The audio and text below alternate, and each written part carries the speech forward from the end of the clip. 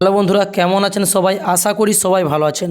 তো বন্ধুরা, আবার একটা নতুন তথ্য উঠে আসে যে জানুয়ারি থেকে বেতন বন্ধ হবে পশ্চিমবঙ্গ রাজ্য সরকারি কর্মচারীদের।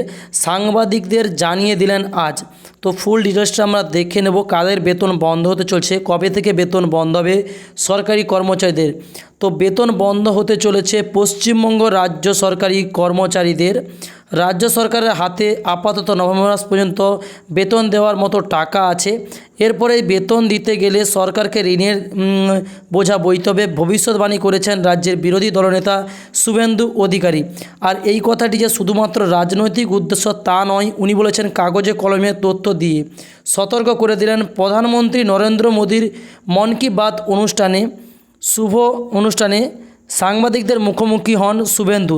সেখানে তিনি মন্তব্য করেছেন রাজ্যের সরকারি অর্থনৈতিক পরিস্থিতি নিয়ে। সেই পরিস্থিতিতে শুভেন্দু বলেন, কেন্দ্রের কাছে রাজ্য সরকার 10,000 কোটি টাকা ঋণ চেয়েছে। এই মুহূর্তে নভেম্বর মাসের পর্যন্ত বেতন দেওয়ার মতো সরকারের কাছে টাকা রয়েছে। তো উনি আরও কিছু বলেন।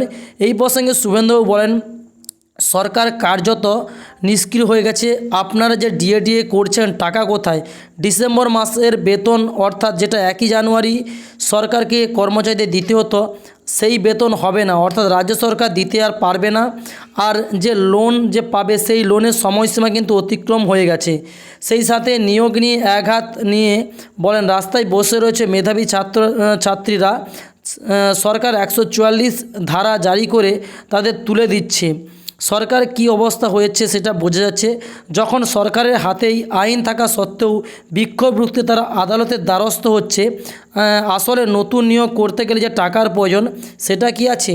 আজে বাজে খরচ করে টাকা সব শেষ হয়ে গেছে। তো আরও ডিটেলসটা আমরা দেখে নেব। একাধিক বিষয় নিয়ে রাজ্যের সরকারি আক্রমণ করেন বিরোধী দলনেতা শুভেন্দু অধিকারী। টুইট করে তিনি দাবি করেছেন, রাজ্যের মোট ঋণ প্রায় 6 লক্ষ কোটি টাকা। রাজ্য সরকারের পক্ষে বাজার থেকে আর ঋণ নেওয়া সম্ভব নয়।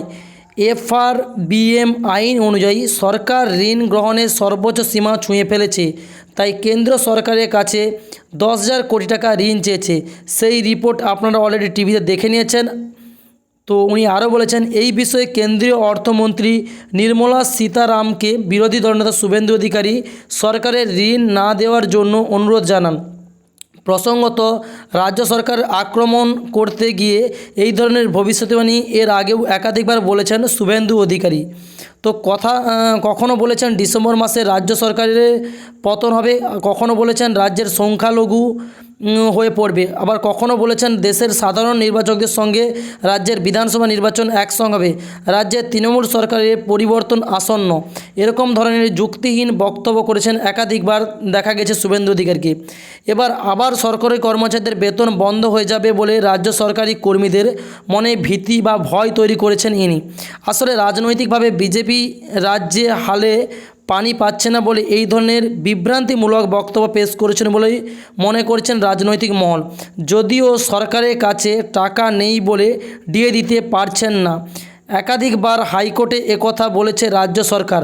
তাই এই বিষয়ে যে একেবারে ভিত্তিহীন তা অমূলক নয়, সেই সম্ভাবনাকে উড়িয়ে দেওয়া যাচ্ছে না, মনে করছেন খোদ উচ্চপদস্থ বিভিন্ন দপ্তরের সরকারি আধিকারিকরা।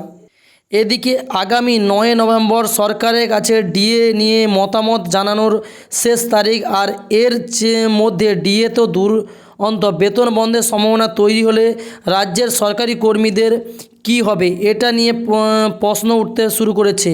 তো সাজেস্ট করব সবাই এই চ্যানেলে সিম্পলভাবে চোখ রাখুন। সমস্ত ডিটেলসের আপডেট যদি পেতে চান অবশ্যই তো চ্যানেলটিকে সাবস্ক্রাইব করে দেবেন। তো thanks for watching my video.